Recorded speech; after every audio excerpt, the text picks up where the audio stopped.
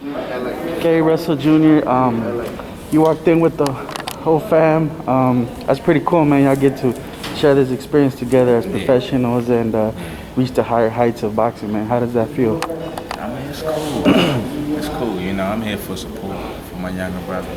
You know, we believe that energy is transferable. You know, the energy that I bring and the energy that he accepts, it matters. You know, it's just great, man. It's only been 3 brothers to become world champions, and they're not even they're not homegrown here. I think that was the Kameda brothers. Yeah, the Kameda brothers. Yeah, that's Japan. They ain't done it here in the U.S. Not homegrown. Yeah, so that's we got the opportunity of getting it done. Yeah, you know, he's getting a step closer. What do you expect from your bro, man? He looks very good, 13-0, 13 KOs, I think. Very. He looks so mature as a professional fighter. Yeah. With this particular guy, he's looking to make a statement. He's looking to make a statement with this guy. I want him to, but I want him to have a level of defensive discipline. You know, I want him to display his actual skill set and not overlook that by just trying to get a knockout or, you know, just create a great show. I want him to be able to display his talent and skill sets that we bring to the table. You know, if he does that, I believe we'll be victorious. He'll probably get this guy up out of there. Were you there when he had the box off with Jaron Ennis? Yep. Were you there? How did you see things? I know it was way back when they were young kids, but how did you see things from your end at that box off? And potentially one day, you know, they could probably see each other in the pros. Oh yeah. Well, I think my brother he defeated him twice. My brother beat him twice. My brother did something that I've done. Only a couple people have done it. Me, Floyd Mayweather, Roy Jones Jr., and Evander Holyfield were the only ones who lost their first fight in the Olympic trials, and it's double elimination. And you have to fight your way back out of the loser's bracket and then beat the guy that you lost to twice. He was the last person that done that. The first fight, I think it was a good back and forth action. I think it was a wake-up call for him. You know, he was a little lackadaisy, and ever since then he was a man on fire. He was a force to be reckoned with, and he proven himself to be the best in the world in our era, or in our country at that time. Yeah. By beating the guy that he lost to twice, convincingly. It was 2 convincingly wins, you know. So it matters. You think he'll want to add his point of view, or he's dialed in for the weigh-in? Say it again? You think he'll want to add his point of view on the fight, or he's dialed in for the weigh-in? He's like... He might be dialed in. Yeah. I'm not sure. But you know, I'm like this before one of my fights. I'm calm, I'm collective. We completely aware of what our capabilities are, so we don't have to change up, or you don't see our energy change enough, and this what you see is what you get. All the way till we get in that split. It was the same energy. I was speaking to your brother yesterday for the first time. I had seen his interviews and everything, but I don't know why before I was like, man, he's so similar to you, like to the tone of his voice and everything. I was like, so similar to you. I guess, man, genetics play a part, I guess. You know, but we have our own individuality. You know, he's definitely his own self, his own person. Yeah. And he's bringing his own level of creativity into the ring. Yeah. He's more physical and rugged. You know what I'm saying? I like it. Yeah. He gonna bring everything he got, and he's hungry. Yeah. Nothing gonna stand in his way. Gary, can I ask you about? I think it's relevant to you because you're one of the fastest fighters in boxing, and Manny Pacquiao still at 42 years old. He's still one of the fastest fighters out there, man. He just announced his fight with Spence Jr. August 21st in Las Vegas. What do you make of that matchup, man? And why does Manny keep taking these guys on, man? He doesn't really have to. Man, I like Manny. Manny a dog. Manny a dog, you know what I'm saying? Fighters, I mean, what's life without adversity? Manny got knocked out before, he's lost, he's came back, and he's still at the best of his game. And he's still gonna give a lot of these young guys a run for their fucking money. He's gonna give them a run for their money. You see what he did to Keith Thurman when they competed? You know, I think Manny is a good fighter. He's a good fighter. I like him. I take my hat off to him because he's one of the fighters that's willing to fight anybody. Yeah. That matters. You know, these guys, it's a lost art in the sport of boxing these days. They pick and choose who they want to fight.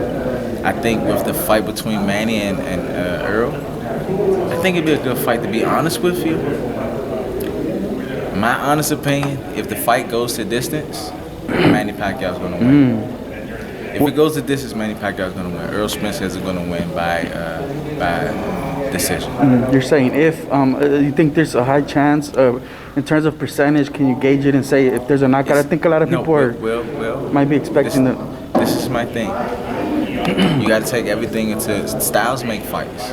I think Earl is definitely more bigger. He's He's going to be physically stronger, and etc. You got to take that into consideration. What normally happens when you fight a stronger guy or a guy that's bigger, a lot of people know Chris Bird. Chris Bird was never a hell of a puncher as a heavyweight.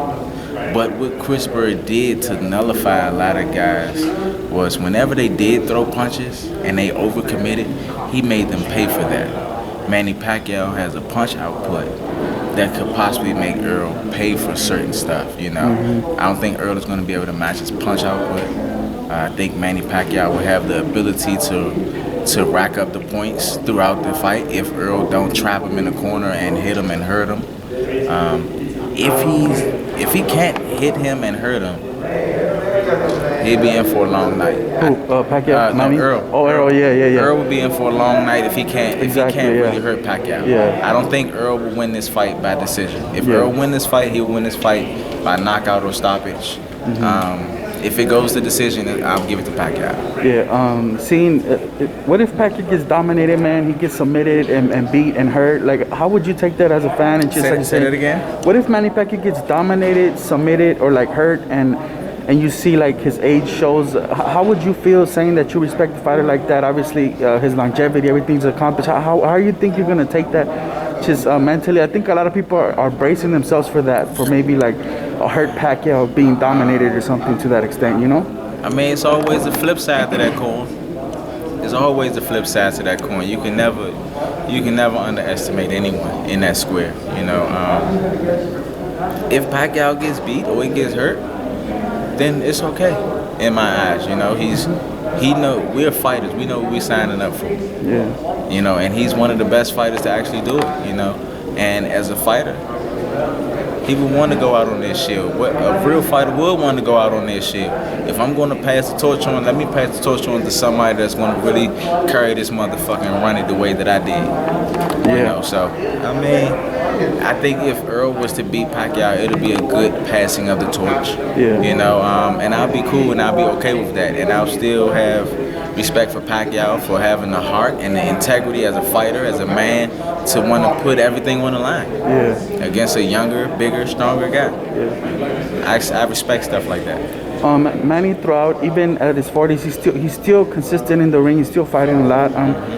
How do you just your critics about your not being able to fight maybe more than once a year or whatnot? Can you just tell them how maybe the politics of boxing don't really allow that nowadays? Not a lot of fighters fight twice a year, once a year. You're not like the only one fighting once a year. And the difference is, to kind of piggyback on that, it's nobody that's yelling my name out saying that they want to fight Mr. Gary Russell Jr. A lot of these guys don't want to fight Mr. Gary Russell Jr. I fight once a year because I'm fighting the next best guy other than the champion. These guys want to become a champion. They're the #1 contenders, and etc. The champions that I want to compete against, they don't want no smoke. They don't want no polish up. They don't want to stay. They don't want to fight me. I'm a real warrior. I'm willing to move up multiple weight divisions to compete against these guys, to prove that I am the best and to compete against the best. Yeah. So, I'm not sure. Yeah.